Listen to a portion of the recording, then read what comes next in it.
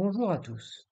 Une nouvelle vidéo pour vous parler du chemin à suivre pour devenir développeur informatique dans une entreprise quand on est schizophrène. Donc j'ai bien dit dans une entreprise, ce qui implique d'être capable d'évoluer en groupe. Et ça, c'est difficile pour un schizo. Donc il va falloir se rééduquer, ne pas considérer qu'on sait faire certaines choses, mais avoir l'humilité de dire, il va falloir que je prenne le temps d'apprendre à faire certaines tâches avant de rejoindre une entreprise. Et oui, les connaissances seules ne suffisent pas. Il va falloir travailler le savoir-être et ce qu'on appelle des soft skills en anglais. Heureusement, il existe des structures dans la psychiatrie pour nous faire travailler tout ça. Pour un schizo, au départ, il y a plein de cas de figure possibles. On traitera d'autres cas de figure dans d'autres vidéos.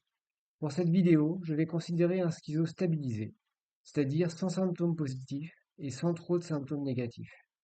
On a dit que ce schizo, c'est déjà qu'il veut travailler dans l'informatique. Il est donc déjà bien avancé sur le chemin de la reconversion. Il prend donc rendez-vous avec un conseiller Cap Emploi.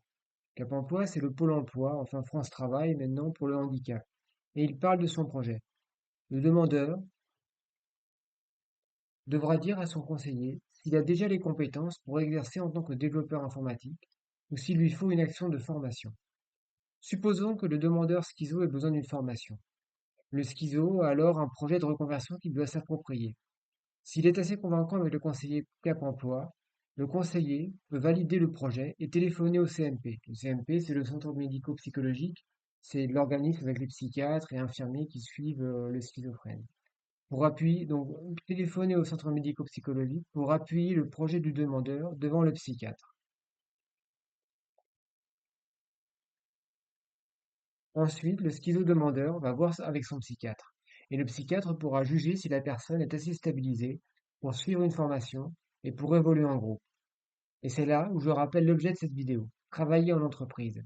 Car oui, faire une formation, ce n'est pas seulement apprendre des nouvelles compétences, c'est aussi les apprendre au sein d'un collectif. Et c'est là que le psychiatre devra juger si le schizo a besoin d'un accompagnement. Dans le milieu de la psychiatrie, on parle d'un accompagnement médico-psychosocial. Cet accompagnement spécifique à la formation pour les handicapés se fait au sein de ce qu'on appelle les ESRP. Alors, ESRP, ça veut dire établissement et services de rééducation professionnelle, je crois. Donc si le psychiatre juge que c'est la meilleure chose, il remplira le certificat médical à envoyer à la MDPH. La MDPH, c'est la Maison départementale des personnes handicapées. Avec le dossier MDPH pour demander une formation en ESRP. Au sein de l'ESRP, le demandeur schizo sera mis en situation et pourra corriger son comportement avec l'aide de l'accompagnement médico-psychosocial pour être prêt à intégrer une entreprise. Alors j'en profite pour dire que dans le milieu des ESRP en informatique, sans doute que le meilleur organisme, c'est l'ESRP de la ville de Millau en Aveyron, dans le département de l'Aveyron, la ville de Millau.